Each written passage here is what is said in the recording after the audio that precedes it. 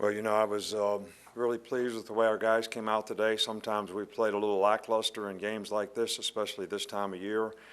But I think the players, I told them if you're not inspired to play every play that you play, then you're kind of cheating yourself because this is about who you are and how you compete.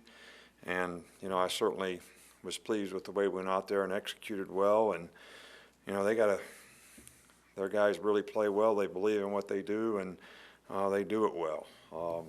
I was surprised that they didn't play, number 4 at quarterback. But I thought our guys did a better job on the option, today, which was hard to simulate. We got to play a lot of players on both sides of the ball. And I think that's something that we really needed to do, in this game to get those guys some experience, to get more guys, ready to play down the road.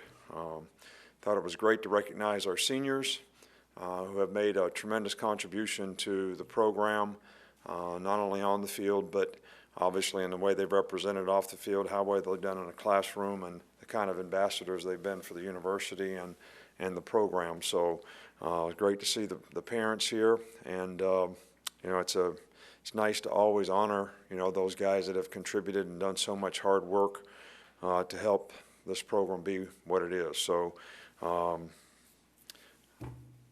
questions? Start here there. Nick, right here. Between Bo and Damien, I think they got 19 carries. Was it a goal today to, after the game was taken care of, to get some experience at that position, given Kenyon's? Yeah, we were, we wanted to, get those guys in the game and get them to play as early and as often as we could. And, both guys, I think, got to play, and we didn't, end up playing Derek that much, but I think it was more important to get the other guys the experience. Back on the left with Michael. With Derek, did you have a pitch count in a sense of how many yards or how many runs you hoped to get him today? No, we're just kind of going by the scoreboard. We were going to play Damien early, sort of roll him in. And, so he played early some, and when we got ahead by 28 or 21 or 28 points, then, we were going to kind of, shut some of the guys down and make sure we started giving other guys ample opportunities to develop. Cyrus Jones obviously had a big day today. Just what did you see from him in pretty much all phases? Well, it's really, we've had issues and problems in the past, trying to get those balls fielded when they rugby punt.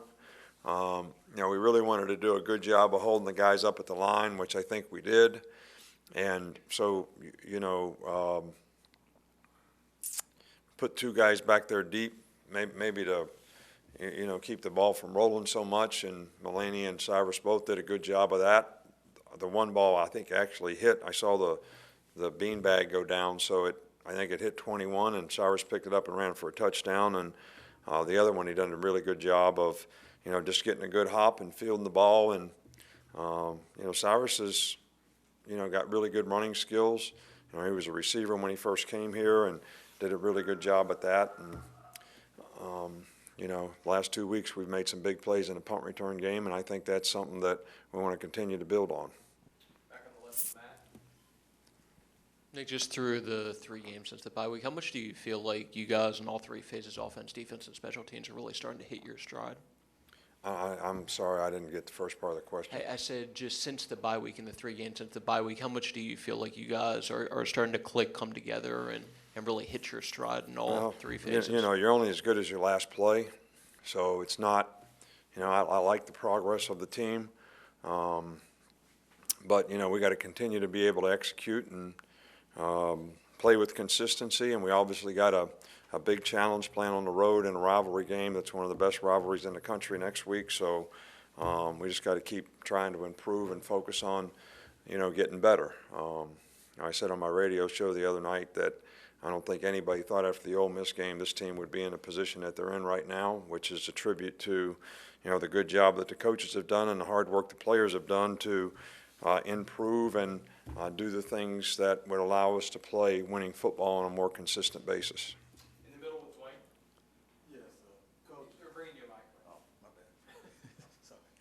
Coach, you talked about guys getting ready for the games ahead, playing a game like this, moving forward. You feel like your defense is much more prepared to handle what Auburn does offensively? Well, I'm not prepared to say that right now because I haven't watched them yet. We worked and as coaches to try to do a good job in this game for our players as any other game, and tomorrow we need to start working on that game, and I think it's important that our defense play as well as they're capable of playing against what I know is a very difficult offense to defend, so that they understand what they need to do to be able to defend it, and do a good job of tackling, and everybody playing their responsibility and doing their job. So that's always a challenge when we play this offense. Right next to him, Alex. Nick, can you just kind of speak to the offensive efficiency of the first team? They just moved the ball really effectively when they were out there. Well, we wanted to try to throw the ball a little bit and work on the passing game in this game some.